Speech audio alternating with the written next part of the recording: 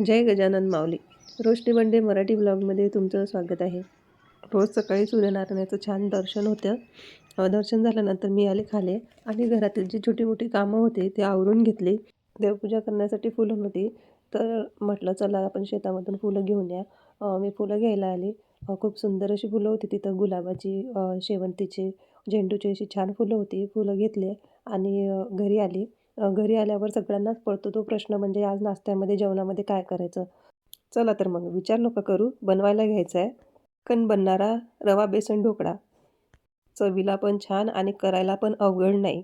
चला तर मग रेसिपीकडे वळूया आपण. एक बाऊल घेतला. ढोकळ्यासाठी आपल्याला लागणार आहे 1 वाटी रवा आणि 1.5 वाटी बेसन पीठ टाकून घेतलं. नंतर त्यामध्ये आपण टाकून घेऊया 1 वाटी दही. दही हे जास्त आंबट नको. बेसन पीठ आणि रवा घेऊन झाल्यानंतर मी इथे 1 वाटी दही घेतलं. दही टाकल्यानंतर यामध्ये हळद टाका. 1 चम्मच असं मी हळद टाकली आणि हळद टाकल्यानंतर चवीनुसार मीठ टाकून घ्या आणि गोड असा चव येण्यासाठी त्यामध्ये तुम्ही थोडी साखरही टाकून घ्या.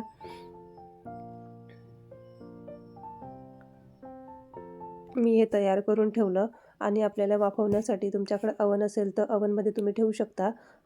मी पातेल्यामध्ये पाणी घेतलं आणि त्यावर चाळणी ठेवली आणि झाकण ठेवून दिलं पाण्याला उकळी येण्यासाठी.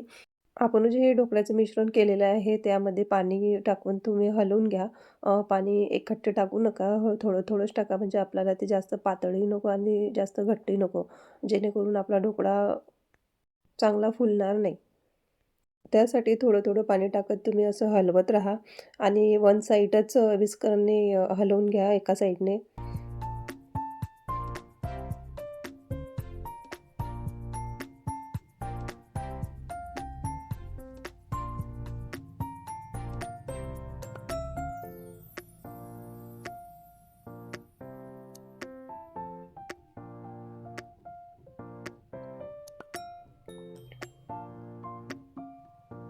ढोकळ्यासाठी जे मिश्रण तयार केलेलं आहे ते जास्त पातळही नको आणि जास्त घट्ट पण नको.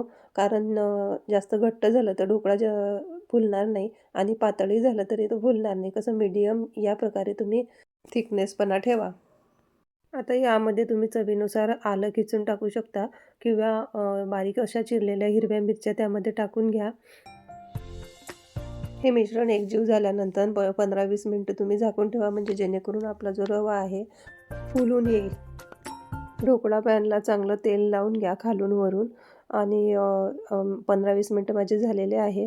म्हणजे तुम्हाला पॅनमध्ये ढोकळा टाकायचा असेल त्याच्या काही मिनटं आधीच 1 इनोची पुडी घ्या आणि ते त्यामध्ये टाका मिश्रणामध्ये. मिश्रणामध्ये हलवण्याच्या आधी त्यामध्ये थोडं पाणी टाका, म्हणजे आपलं इनो जे आहे ते ॲक्टिव्ह होईल आणि चांगलं हळूहळू या 1 रोटेशनमध्येच तुम्ही ते हलवून घ्या. जोरात हलवू नका.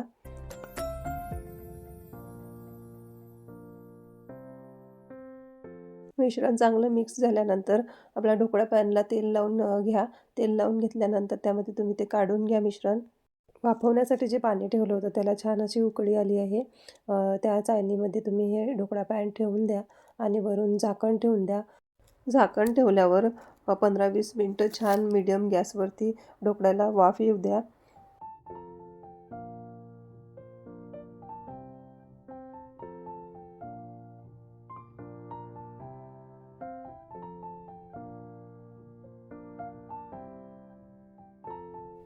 ढोकळा होईल तोपर्यंत आपण बनवून घेऊया. त्यावर टाकण्यासाठी गोड आंबट असं पाणी. मी इथं कढई ठेवली आहे. कढईमध्ये तुम्ही मोहरी टाका. मोहरी तळतळली की अशी त्यामध्ये जिरं टाका. जिरं टाकल्यानंतर कढीपत्ता टाकून घ्या. मोहरी, जिरं आणि कढीपत्ता असं छान झाल्यावर 3-4 लाल कलरच्या आपल्या ज्या मिरच्या असतात सुकलेल्या, त्या कापून या तडक्यामध्ये टाकून घ्या. म्हणजे पाण्याला गोड, आंबट आणि तिखट अशी एक चव येते.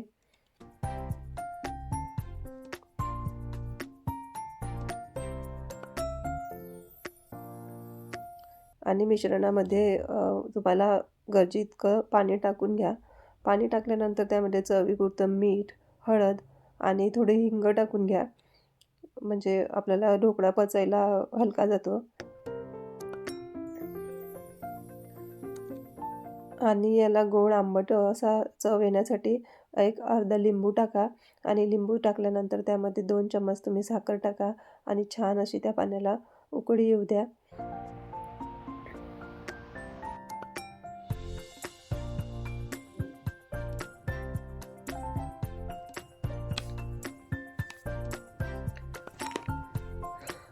आपण चेक करूया आपला ढोकळा झाला की नाही.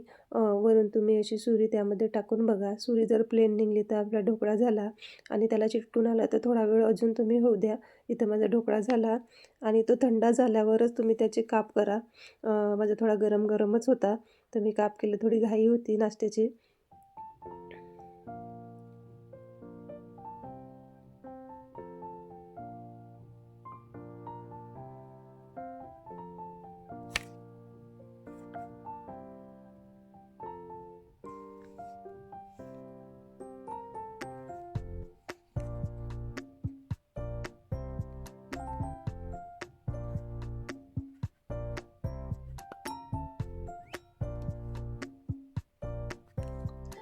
इथं माझे ढोकळ्याचे काप करून झाले.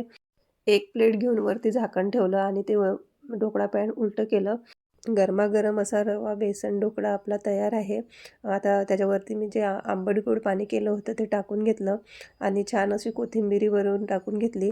तुम्हाला जर आवडत असेल तर यावर तुम्ही भाजलेल्या तिळाही टाकू शकतात. असा गरमागरम रवा बेसन ढोकळा आपला तयार आहे. चला तर मग या ढोकळा खायला आणि ढोकळ्याची चव कमेंटमध्ये तुम्ही नक्की सांगा कशी झाली. माझ्या चॅनलला लाईक करा, शेअर करा आणि हो, सबस्क्राईब करायला विसरू नका. अशाच एका नवीन रेसिपीसोबत पुन्हा भेटूया. तोपर्यंत काळजी घ्या. काळजीसोबतच अशाच नवीन नवीन रेसिपी तुम्ही पण घरी करून बघा.